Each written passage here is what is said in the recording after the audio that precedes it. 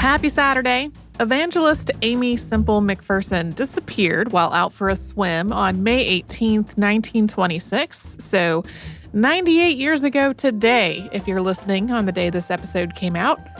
So for today, we have our episode on her and her disappearance as today's Saturday Classic.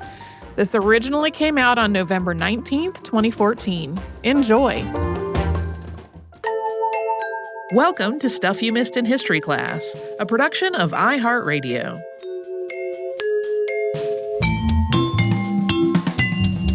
Hello and welcome to the podcast. I'm Holly Fry. And I'm Tracy V. Wilson.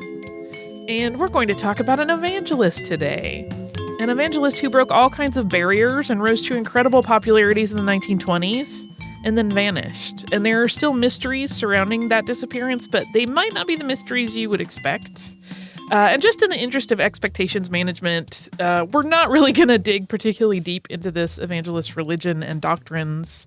We'll talk about it as it relates to the events of her life and sort of how she became famous and then had this sort of huge public turning point.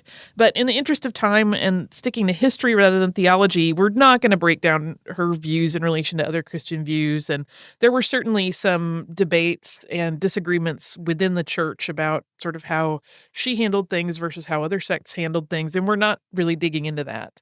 She's also a person whose life is extremely well documented. So if you have heard of this person and you may know her story, you may be like, hey, they didn't mention X, Y, or Z.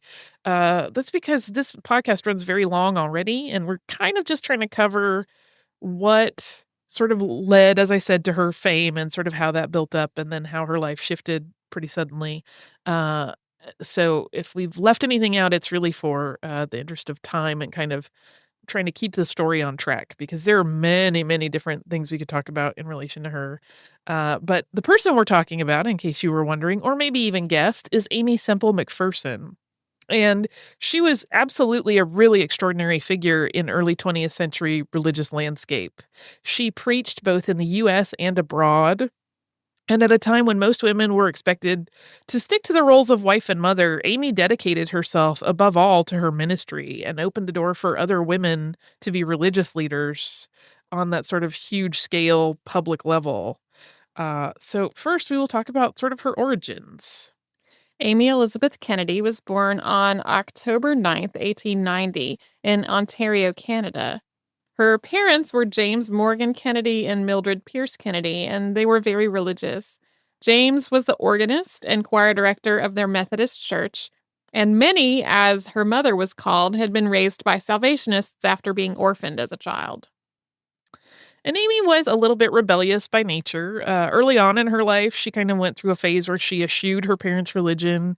That appears to have been brief and kind of just one of those developmental phases where like young adults sort of test their parents and their boundaries. Because later she rebelled even more vehemently against the teaching of evolution in her school. She really spoke out against the theory of evolution a lot throughout her life. That's another thing that we're not going to go into depth in, but if you wanted to research that, there's certainly a wealth of information about it. By the time she graduated high school, though, Aimee was very devoted to her faith. When Aimee was just 17, she got married for the first time. Her groom, Robert Semple, was an Irish Pentecostal missionary that she'd met at a revival that had been really pivotal in cementing her commitment to her religion. He was 10 years older than she was, and the two of them got married on August 12, 1908, in the Kennedys' apple orchard. Robert's missionary work took them to Stratford, Ontario, and then London, Ontario, and eventually Chicago, Illinois in early 1909. And there they were both ordained as ministers. They started touring the United States and Canada on evangelical tours. And back when Robert and Aimee were still courting, they had actually hatched this dream together of serving as missionaries in China. And after their ordainment and their early faith tours in North America, they really felt like they were ready and it was time to make their move into international ministry. So in 1910, they left Chicago. In her autobiography, The Story of My Life, Aimee described the final exchange in their decision to leave for Asia as her husband putting his arm around her and saying, "Darling, I feel the time has come for us to leave for China." And her reply was, "I am ready, Robert, anywhere in the world with you." And the Semples did not go directly to China. They first went to Belfast, Ireland to visit Robert's home and his family. And from there, they traveled to London. They also traveled to the Suez Canal before eventually making their way to Asia. And they arrived in Hong Kong in June of 1910. And at this point, Aimee was pregnant. She was very pregnant. She was into her third trimester. Just a few weeks after they got to Hong Kong, both Aimee and Robert got sick, and they had both contracted malaria. While Aimee recovered, Robert eventually died from his illness on August 19th, 1910. So young Mrs. Semple found herself pregnant and penniless in a foreign country and a widow at the age of 19. And because at this point she was so late in her pregnancy, and she was still in a weakened state from her own bout of malaria, she had not recovered fully, but she was close to recovery. Aimee had to stay in Hong Kong even after Robert had died. And so she gave birth to her daughter, Roberta Starr, just a month later, still in Hong Kong on September 17th. And although Robert was gone, he continued to be a really significant influence in her life. Yeah, there have been some discussions, if you read in various autobiographical accounts of hers and also biographies written by others, that kind of hint at the fact that because Robert died when they were still very early in their marriage and she was very young, and he became a little bit idealized in her head and kind of became this model of perfection. And there have been some debates among historians about if Robert had lived, would she have still held him in the same high esteem for the rest of her life, or would they have settled into a more mundane sort of equals relationship instead of sort of the hero worship that she carried with her? But not long after the arrival of her daughter, about a month after Roberta was born, Aimee made her way back to the United States. And this time she settled in New York City, and her mother joined her there, both to help the new mother out and because Minnie had an interest in working with the Salvation Army. Aimee also did the same thing, and they both worked to collect money, like they would go into movie theaters and collect money, and they also served food in the rescue mission there. It wasn't long before she met an accountant named Harold Stewart McPherson in the city, and the two of them became friends and then gradually started courting. Minnie wasn't really enthusiastic about the relationship. She was concerned that Aimee's involvement with Harold would lead her away from her religious calling. Yeah, all of their work with the Salvation Army had really cemented, certainly for Minnie and to Aimee as well, that, ministry of one form or another was gonna be her life's work. And even though Minnie did not oppose Harold as a person, she didn't find anything wrong with him. She was just worried that, like, falling in love again was gonna kinda derail the vision that Aimee had for her life. And, in fact, that kind of came true for a bit. In 1911, Aimee moved with her daughter, Roberta, to Chicago, where she married Harold on October 24th of that year. And less than a year into their marriage, the McPhersons moved to Providence, Rhode Island. And on March 23rd of 1913, the couple welcomed their son, Rolfe Potter McPherson. His middle name changed from Potter, which had been, I believe, the doctor who delivered him, to Kennedy, which had been her maiden name, and away from Potter. Aimee had been involved with their church in Chicago, but her religious fervor really intensified after Rolfe was born. She made a go of a life as a housewife in Providence for several years, but to be really blunt, she was unhappy.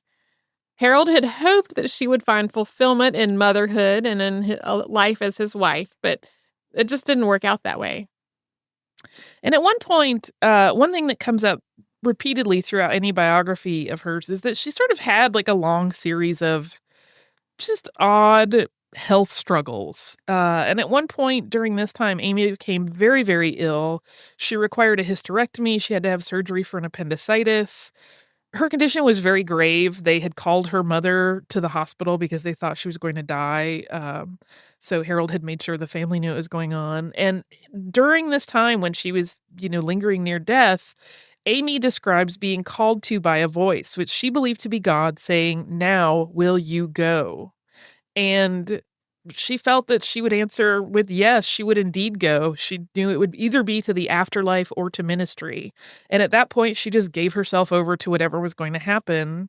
And she said felt the pain leave her body. And after that, over the course of the next several weeks, she made a full and rather rapid and, to some descriptions, almost miraculous recovery. Her health turnaround convinced Aimee that the only path for her was full-time ministry. She packed up the kids and left Harold while he was out one night in June of 1915. First, she went to her parents' farm in Canada, where she dropped off the children, and then she sent Harold a telegram that read, "I have tried to walk your way and have failed. Won't you come now and walk my way? I am sure we will be happy." Aimee had basically chosen the ministry over Harold, and in turn, Harold, when he received this note, decided he would choose Aimee over life in Rhode Island. He followed her and he joined her in her ministry, traveling from tent revival to tent revival. And he would travel ahead of her to the new sites and make sure that they had all the required permits to have these revivals, and that, tents were set up and all the needs were arranged so that her ministry could just run smoothly and she could focus on the religion and her message and not have to worry about all the sundry mundane sort of nuts and bolts of setting up these events.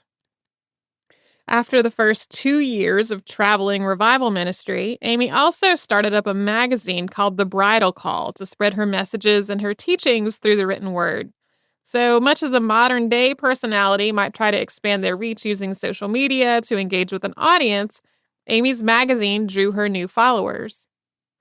Yeah, it was very popular. And while she felt that she was following her calling and doing all of this, Harold really always felt like he was just following Aimee. He continued to hope that she would somehow find happiness in their family and fulfillment in their marriage, but his hopes never manifested. He sort of recognized that he was just kind of a secondary part of her life. And Aimee remained devoted to her ministry and to some degree to her deceased first husband, who had really sparked this passion for evangelical preaching in her. And those elements combined with this life on the road, which was really rudimentary. You read about them kind of washing their clothes in streams and sleeping outside at night and having to deal with, bugs out in camping situations. And just, it was not a life of luxury by any means. And it really started to take a toll on their marriage. So Harold eventually returned to Providence and they were divorced late in the summer of 1921. From 1919 on, Aimee's ministry really took off, and her approach had always been really interdenominational, but she wound up being credentialed by a number of churches as though she was actually affiliated with their official ministries, even though she had never sought out those credentials. She was very well liked and gained a devoted following, so a lot of churches just wanted to have her associated with them in some way. And in addition to being welcoming to all people, her revivals and sermons were different from a lot of what had come before in that they were very positive in tone. She focused on the loving, accepting image of Jesus rather than preaching, as many ministers did at the time and had for many years, of sort of the more vengeful fire and brimstone vision of God. And faith healing was also an important part of her ministry. And her sort of uplifting spirituality and her passionate but upbeat and cheerful approach to the whole thing was incredibly appealing in post-World War I America. It was different and it was fresh, and people were really drawn to it. On top of her traveling ministry and her magazine, Aimee also started publishing books in the late 19 teens. She was a prolific writer and produced numerous volumes about herself and her teachings over the years, including This Is That and Divine Healing Sermons. In 1921, Aimee decided that it was really time to find a permanent home for her ministry, and she bought land near the Echo Park neighborhood in Los Angeles, California, to begin fulfilling a mission that she believed God had given her, which was building the Angelus Temple there. And this was a time when Los Angeles was growing at a really incredible rate. So Aimee was sort of smart/fortunate, one or the other or both, to secure the land for the temple when she did. She kind of got in just as the real estate market was really about to explode. To raise funds for the construction, she spent the next 2 years on a rigorous tour, first driving back and forth throughout the United States, traveling, as was usual, with her mother and children in the car. Then she expanded her ministry and the financing of the temple with a tour of Australia. And it was while she was touring the U.S. in 1922, so during this sort of fundraising tour, that Aimee, while she was giving a sermon in Oakland, California, was inspired to envision what would eventually become the Foursquare Church, which she founded. And this was based on the four identities of Jesus that she was preaching about as a savior, as a healer, as a baptizer in the Holy Spirit, and as the coming king. Finally, on New Year's Day of 1923, the Angelus Temple was dedicated. It could seat 5,300 people, and the Foursquare Church was founded there, although it took several years for that to be formally incorporated. And later in 1923, she also founded the Lighthouse for International Foursquare Evangelism Bible College so that she could educate others to be evangelists. In 1924, she gave a sermon on the radio for the first time at Los Angeles station KFSG. Later, she'd become the first woman to be issued a license to operate a radio station. And yeah, she was really reaching out into new markets. She's often talked about as something of a contradiction because in many ways, she was preaching really old school values, but with a very sort of modern approach to how she was spreading this word. And so like the magazines and the books and the radio appearances, it was all sort of, some people found it hard to reconcile her traditionalist values and her modern approach to spreading them. But basically, her popularity was soaring. And just as it reached a fever pitch, she was one of the most famous people in the United States. And indeed, she had a pretty big global following. She vanished. And before we talk about what happened and sort of how that all played out, would you like to take a word from a sponsor? I would.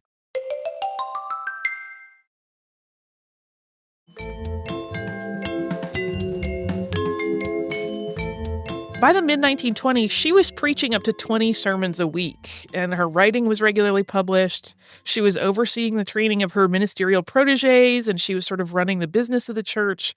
And she was, as we said before the ad break, just incredibly popular. On May 18th, 1926, Aimee, who was working on a sermon, went to the beach at the urging of her mother to take a much-needed break from working. She went with her secretary, Emma Schaefer, so that she could keep working on her sermon and review her notes. Aimee decided she needed a break, and she went into the water for a swim. And she did not return from that swim. At the services that were scheduled that evening for Aimee to preach at, she did not appear, and instead her mother Minnie gave the sermon in her place. And at the end of the service, Minnie quietly announced what had already been rumored throughout the city all afternoon, and it was now appearing in the local evening papers. Sister, as Aimee was called in her ministry, had gone to the beach at Ocean Park and had vanished while swimming. Sister is gone, Minnie announced to the congregation. We know she is with Jesus. The next day, a full-tilt investigation went into gear. There were dozens of reporters and hundreds of onlookers that appeared on the beach to see what was happening as the investigation got underway. The Coast Guard had boats traversing the coastline. They were looking for something, anything that might offer a clue as to what had happened to this beloved evangelist. Teams of divers scoured the waters in search of a body or of clues, and one diver actually lost his life in the search effort. There was also another fatality when a young woman who had been a member of the Church of the Foursquare Gospel, who was just grief-stricken at the loss of their spiritual leader, actually drowned herself. On Memorial Day, which was 12 days after the disappearance, the Angelus Temple was packed. More than 25,000 people showed up at the beach where Aimee had vanished to grieve and set out remembrances.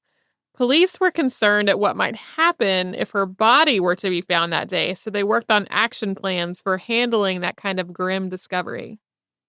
It did not happen, but they were definitely ready to kind of address potential crowd control issues. And eventually, this was now a couple weeks in, church members finally accepted that Aimee must have died. And in an effort to recover the body, the church actually paid to have the bay dynamited in the hopes that the body would surface somehow, but it did not. Some members of the church believed that she would be resurrected, and so they prayed and waited for her to return. And Minnie, her mother, arranged a memorial service at the temple, and that was scheduled for June 20th. And more than 17,000 people showed up, far too many than they could fit in the building. While all of that mourning was going on, there had been a whole other school of thought about what had happened to Aimee. Rumors began to circulate that Aimee had probably not died, but had instead purposely removed herself from the public eye for some possibly nefarious personal reason. There were whispers of plastic surgery, talk of affairs, a pregnancy that she might intend to abort, and all of these rumors made their way around California and eventually the country, really. A detective claimed to have spotted her at a train station, and more sightings started to crop up after that. This will no doubt sound familiar if you've listened to our Judge Crater episode or any other missing person story. Almost every day throughout the United States, papers ran stories of the latest Aimee sightings.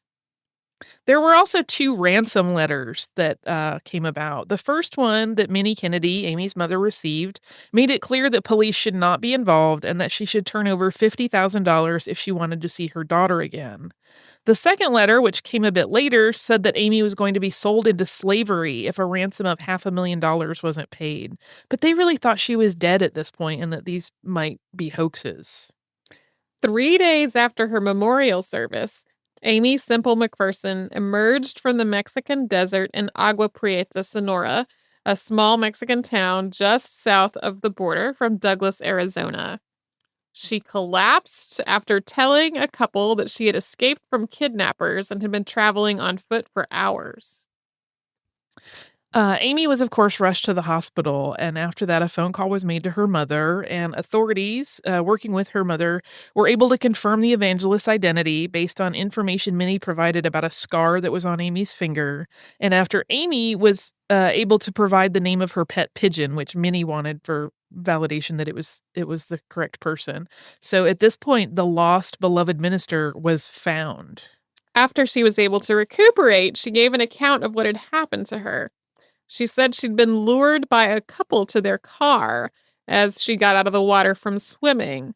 They told her they had a sick baby that they wanted her to pray over, and when she leaned into the back seat to see the child, which was not there, she was pushed down into the floorboards and then driven away. And according to her account, she had been held by a woman named Rose, a man named Steve, and another man. And she said that she had been drugged and tortured and kept in a shack, and that she had eventually escaped. She wriggled out of the ropes that she had been tied with and ran through the desert an estimated 20 miles before she reached Agua Prieta. Douglas, Arizona, where Aimee was hospitalized, became the focus of national attention. Reporters and followers poured into the town. The telegraph lines were overloaded with well wishes, and her story was headline news. But for some people, the tide actually turned. Similar to how there were people that didn't think her disappearance quite added up, there were some people that thought her reappearance also had some suspicious elements to it. The Cochise County Sheriff was suspicious of her story. He thought that the condition of her clothing was far too tidy to have been through what she claimed had happened. Additionally, police from both Douglas and Agua Prieta were unable to find any traces of the kidnappers or a shack in the area that she had described. She even accompanied search teams into the desert, but was unable to find the shack herself. McPherson had, however, received multiple threats through the years as her fame grew. So some people sort of held that up as, evidence that this was entirely plausible. There had been people threatening to do things to her, to kill her, and even to kidnap her for a while. Just a year prior to the disappearance, a plot to kidnap Aimee had been discovered and foiled by the LAPD. And before we talk about what happened after she got home, let's have a brief word from a sponsor.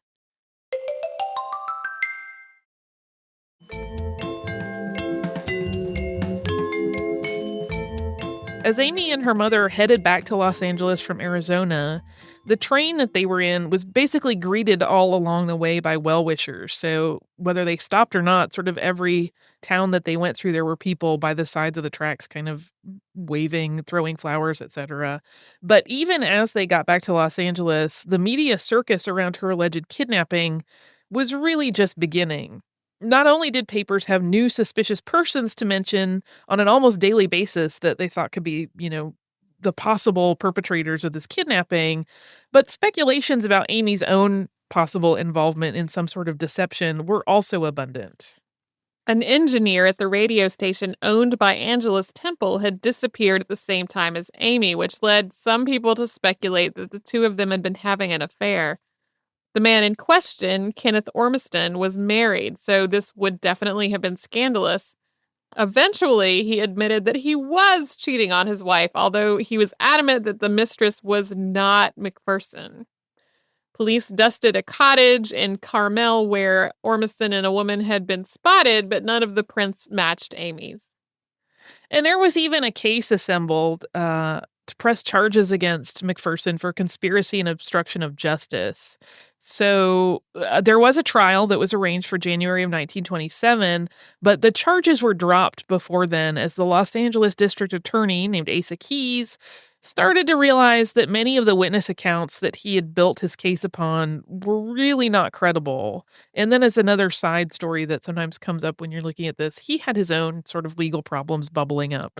But so basically, the whole thing fell apart. No arrests were ever made in the kidnapping, which remains unsolved, and no evidence of wrongdoing on the part of Aimee McPherson has ever come to light. She wrote about the event in her 1927 book, In Service of the King, The Story of My Life. And once the furor of the kidnapping and the alleged conspiracy had died down, Aimee could still be found at her ministry. She had, in fact, been there all along throughout all of these headlines and investigations. Basically, she went right back to work as a minister and an evangelist and a faith healer when she returned home from Arizona. One of the things she became famous for is her work feeding the needy. In 1927, the Angelus Temple Commissary opened its doors, and this facility is credited with feeding more than 1.5 million people during the Depression, even when it was struggling financially itself. Aimee's community outreach through the commissary was based, as her ministry, on the principle that everyone was welcome, regardless of their position in society, their religion, or their color. And she also organized a lot of other charitable work through the commissary and also just through her ministry. But despite all of the good work that was going on in the name of the Angelus Temple, Aimee never really regained the popularity and the positive press that she had enjoyed in the early 1920s. And she also found that she had some troubles at work that had not been there before. At one point, her mother quit due to arguments over the handling of the Angelus Temple finances. The choir also walked out.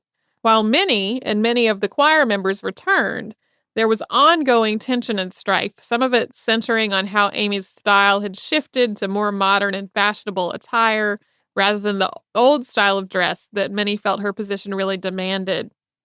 Minnie, who really was indispensable to the Foursquare Church, resigned a second time in 1930, and just a month later, Aimee had a nervous breakdown.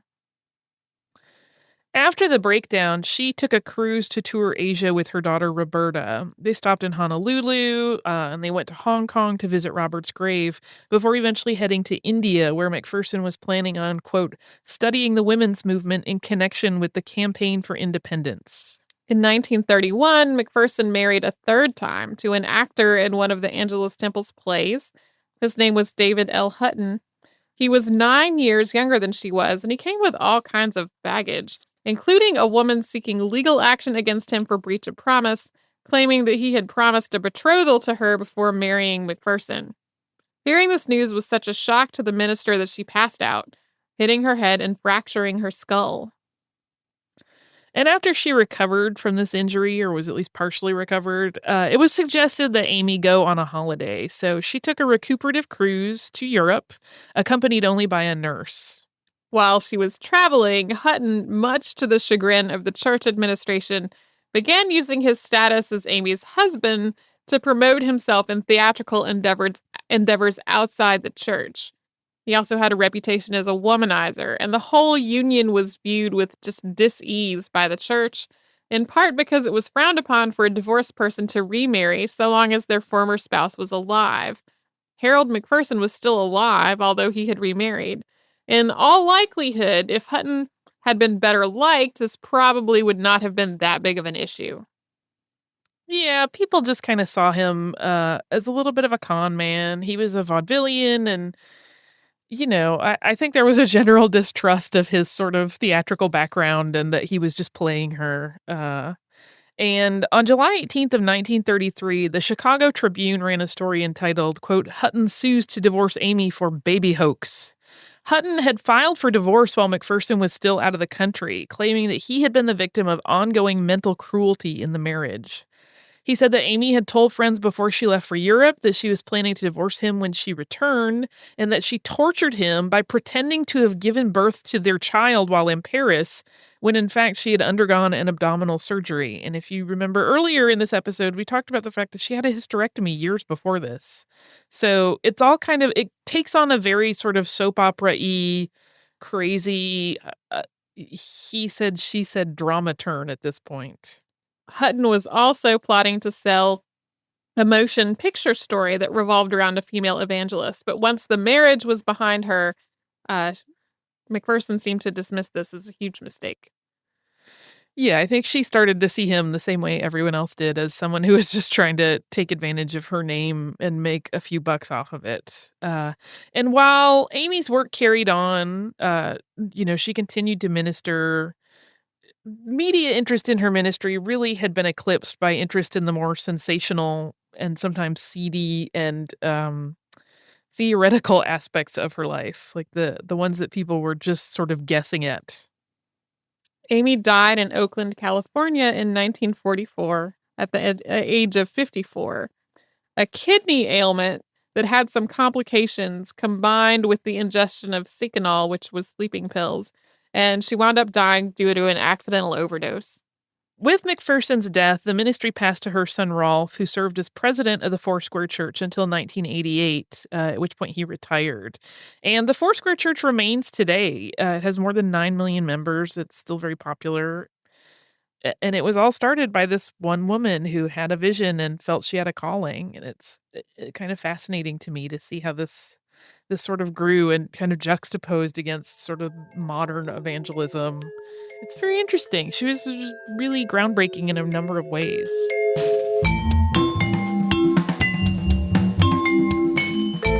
Thanks so much for joining us on this Saturday. Since this episode is out of the archive, if you heard an email address or a Facebook URL or something similar over the course of the show, that could be obsolete now.